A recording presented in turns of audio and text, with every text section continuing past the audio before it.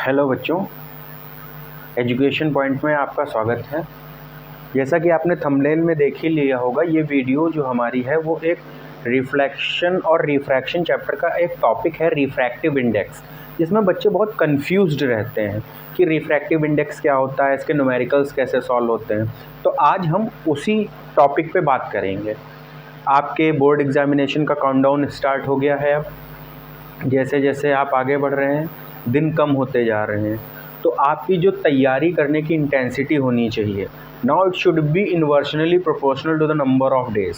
जैसे जैसे number of days आपके कम होते जा रहे हैं, आपकी प्रिपरेशन बढ़ती जानी चाहिए।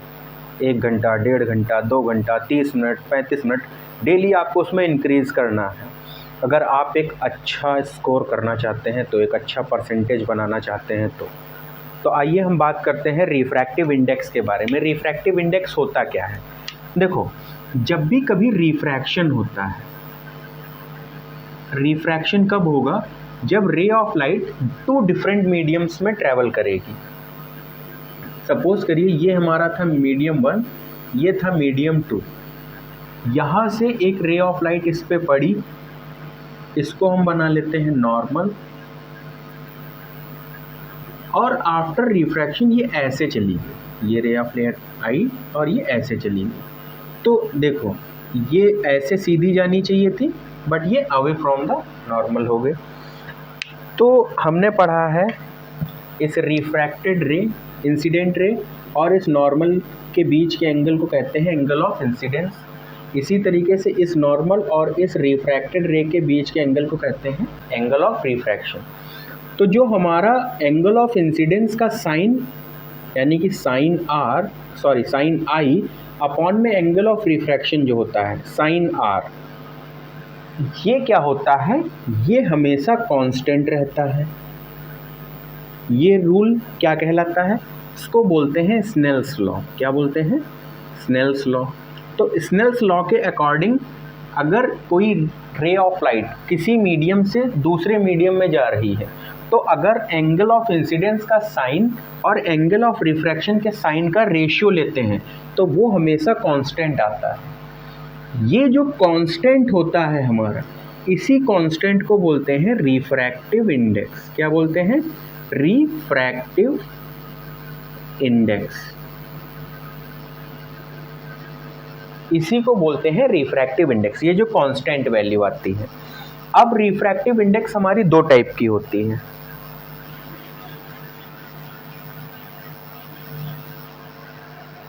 एक हमारी होती है एब्सोल्यूट और एक होती है रिलेटिव। RI लिख देते हैं, एब्सोल्यूट रिफ्रैक्टिव इंडेक्स और रिलेटिव रिफ्रैक्टिव इंडेक्स। अब दोनों में अंतर क्या होता है? देखो, जैसे सपोज करो ये हमारा मीडियम फर्स्ट है, ये मीडियम सेकंड है। रे ऑफ लाइट इस पे इंसिडेंट हुई, ये हमारी बन गई नॉर्मल और ये इधर चली गई, सपोज करो ऐसे। ठीक, इधर क्या हुआ? ये हमारा मीडियम 1 था, ये मीडियम 2 था। इस तरह से कोई रे ऑफ लाइट इस पे पड़ी, ये हमने नॉर्मल बना ली, ये ऐसे रिफ्रैक्ट हो गई। सर बनाया तो फिगर आपने सेम ही है, दोनों में अंतर क्या है? अंतर है, देखो, जो एब्सोल्यूट रिफ्रैक्टिव इंडेक्स होती है उसमें मीडियम 1 जो होता है ये हमेशा हमारा फिक्स होता है। क्या होता है? फिक्स होता है। यानी ये ज़्यादातर केसेस में हम एयर इसको रखते हैं विद रेस्पेक्ट टू एयर। ठीक है, तो अगर हमारा मीडियम फर्स्ट एयर है, ऐसे समझो, अगर मीडियम फर्स्ट हमारा एयर है और मीडियम सेकंड कोई भी हो, तो ये क्या हो जाता है? Absolute refractive index. क्या हो जाता है? Absolute refractive index. रिलेटिव क्या होता है? इसमें ना फर्स्ट फिक्स होता है हमारा, ना सेकंड मीडियम फिक्स होता है। ये वाटर हो सकता है, ये ग्लास हो सकता है, ये कुछ भी XYZ हो सकता है, ये कुछ भी हो सकता है।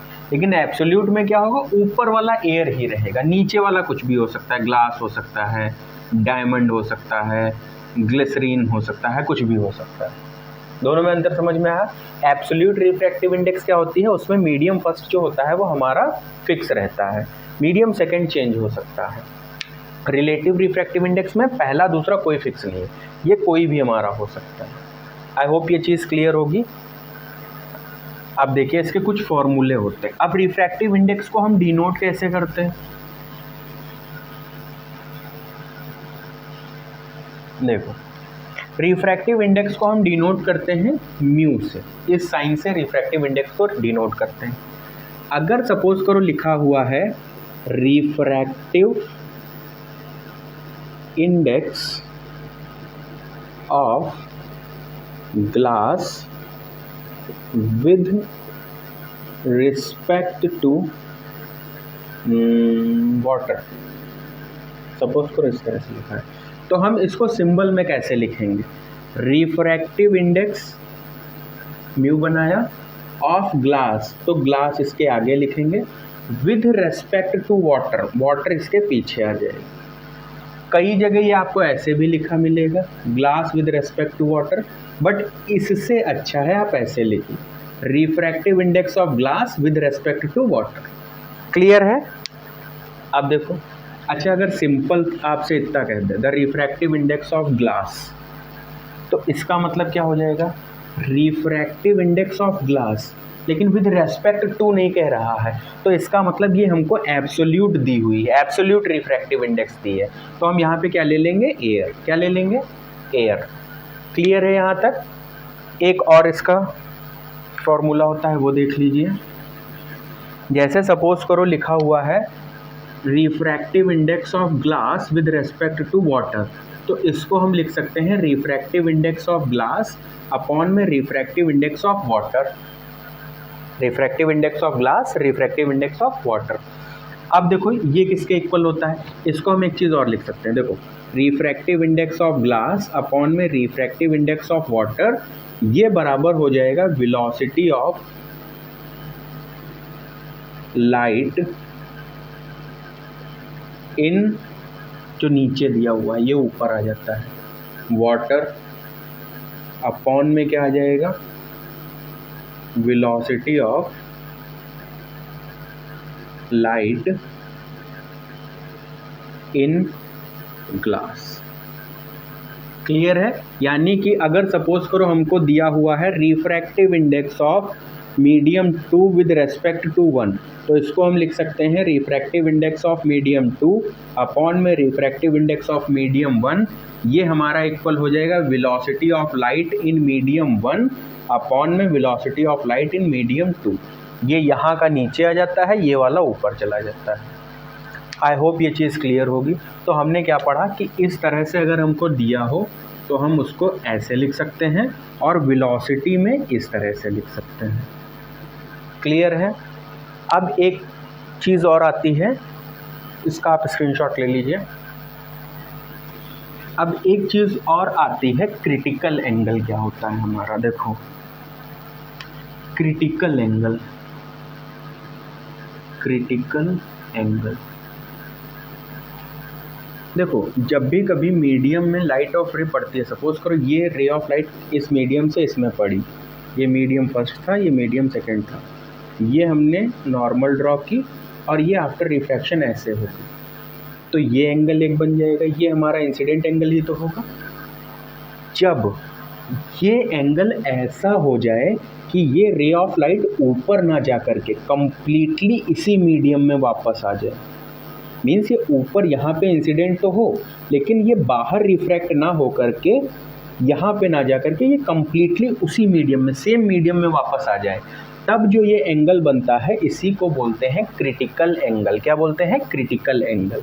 ठीक, इसको बोलते हैं टोटल इंटरनल रिफ्रैक्शन।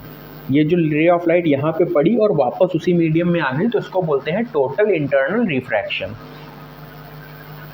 तो क्रिटिकल एंगल की हम डेफिनेशन क्या लिख सकते हैं? The angle at which total internal refraction occurs is known as critical angle.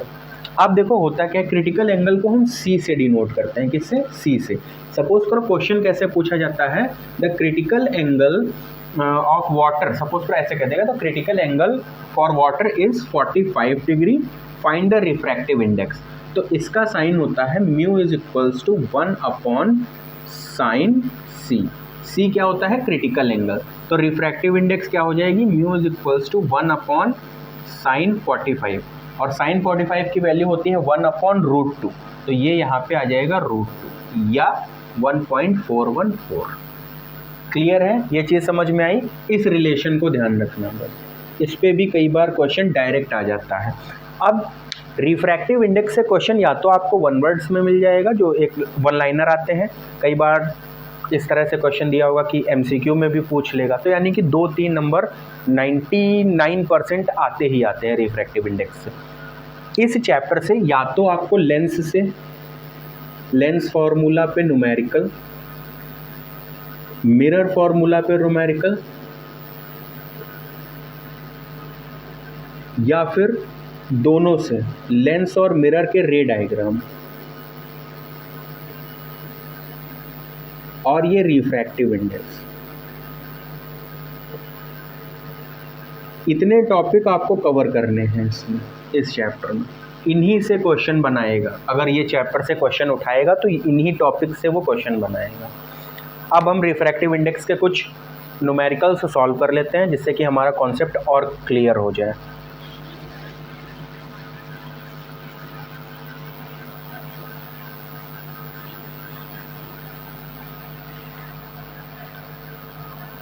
मैंने जो भी अभी पीछे फॉर्मूले लिखवाए हैं, एक बार उनको ध्यान से देखिए, अपने दिमाग में बिठाइए, और अब देखिए आपकी स्क्रीन पे एक क्वेश्चन पॉप हो रहा होगा। उस क्वेश्चन को वीडियो पॉज करिए, उस क्वेश्चन को सॉल्व करने की कोशिश करिए। जब सॉल्व हो जाए, आइए बोर्ड पे हम उसका सॉल्यूशन देखते हैं। देखो इस क्वेश्चन में क्या दिया है, refractive index of glass is 1.5, यही तो दिया हुआ है। क्वेश्चन पूछ रहा है what is the speed of light in glass, यानी कि speed of light in glass ही तो हमसे पूछ रहा है। If speed of light in vacuum, यानी कि वैक्यूम का मतलब हम एयर ही कंसीडर करते हैं, कितनी है 3 × 10⁸ मीटर पर सेकंड, यही तो हमसे पूछ रहा है। हमने क्या बताया था कि जब भी कभी एक ही मीडियम दिया हो तो दूसरे मीडियम को हम क्या लेट कर लेते हैं, एयर। तो ये हो जाएगा Ng विद रेस्पेक्ट टू ए, ये हमको 1.5 दिया है, यानी इसको हम लिख सकते हैं refractive index of glass upon में refractive index of air equals to, हम क्या लिख सकते हैं 1.5, यही तो दिया है। अच्छा, इसको हमने एक और फार्मूला से बताया था, जिसमें इसकी वेलोसिटी का रेशियो बताया था कि refractive index of glass upon में रिफ्रैक्टिव इंडेक्स ऑफ एयर, तो ये क्या हो जाता है velocity of light in air upon में velocity of light in glass. ये एयर ऊपर चला जाता है, ग्लास नीचे आ जाता है। इसकी वैल्यू हमको कितनी दी है 1.5 दी है, equals to velocity of light in air कितना हो जाएगा 3 × 10⁸ अपॉन में velocity of glass. Cross multiply कराएंगे, वेलोसिटी ऑफ ग्लास इधर आ जाएगा 3 × 10⁸ अपॉन में 1.5, इसको कट करेंगे, ये यहाँ से पॉइंट हटेगा, ऊपर चला जाएगा, 2 चला जाएगा, तो velocity of light in glass कितनी हो जाएगी 2 × 10⁸ मीटर पर सेकेंड। क्लियर है, ये आंसर आ जाएगा। सभी न्यूमेरिकल्स इसी पे लगेंगे। अगर आपको न्यूमेरिकल्स की PDF चाहिए जो कि रिफ्रैक्टिव इंडेक्स पे बेस्ड हो, तो आप हमारे टेलीग्राम ग्रुप को ज्वाइन कर सकते हैं, डिस्क्रिप्शन बॉक्स में उसका लिंक है।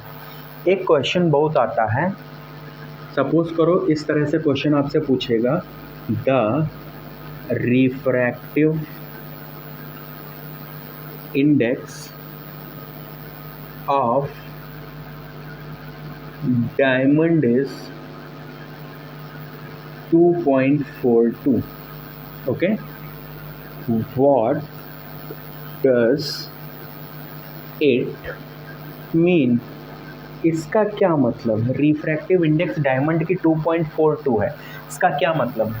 देखो क्या दिया हो, यहीं से पढ़ो, रिफ्रैक्टिव इंडेक्स ऑफ डायमंड, यानी कि रिफ्रैक्टिव इंडेक्स ऑफ डायमंड, ये हमको कितना दिया है 2.42, यही तो दिया है, कुछ नहीं दिया। यहाँ पे हम मान लेंगे एयर, तो इसको हम क्या लिख सकते हैं refractive index of diamond upon में रिफ्रैक्टिव इंडेक्स ऑफ एयर, ये इक्वल्स टू दिया है 2.42, यही तो दिया है। इसको हम क्या लिख सकते हैं, इसका हमने रिलेशन बताया था ना कि refractive index of diamond upon में refractive index of air equals to velocity of light in air upon में velocity of light in diamond, यही तो लिख सकते हैं। तो इसकी जगह हम लिख लेंगे velocity of light in air upon में velocity of light in diamond. ये इक्वल्स टू हो जाएगा 2.42। तो इसको हम लिख सकते हैं, ये हमारा आ जाएगा velocity of diamond is equals to velocity of air upon में 2.42, ये आ जाएगा। इसका मतलब क्या हो गया, इस स्टेटमेंट का मतलब क्या हो गया कि जो velocity of light in diamond है, जो डायमंड में लाइट की वेलोसिटी होगी वो जो एयर में है उसका 2.42 से डिवाइड करके आएगी। सपोज करो अगर वेलोसिटी ऑफ एयर हमारी 10 है, जस्ट सपोज, तो अगर एयर में लाइट 10 की स्पीड से चल रही है तो डायमंड में कितने से चलेगी, इसको 2.42 से डिवाइड करके। तो इतना ये सब नहीं सॉल्व करना हमको केवल लिखना होगा इसका स्टेटमेंट कि इसका क्या मतलब है। तो इसका मतलब क्या हो जाएगा इस स्टेटमेंट का, इसका सिंपल सा मतलब है द वेलोसिटी ऑफ, ये आंसर हो जाएगा इसका, the velocity of light in diamond is 1 upon 2.42 times the velocity of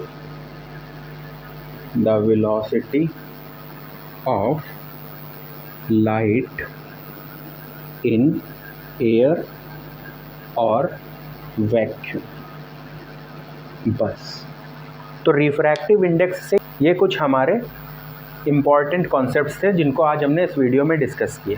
इसके न्यूमेरिकल्स विद आंसर आपको टेलीग्राम ग्रुप पे मिल जाएंगे, वहाँ से आप प्रैक्टिस कर सकते हैं या अपने आप से आप ढूंढ लीजिए। तो पढ़ाई जारी रखिए, तब तक के लिए ओवर एंड आउट।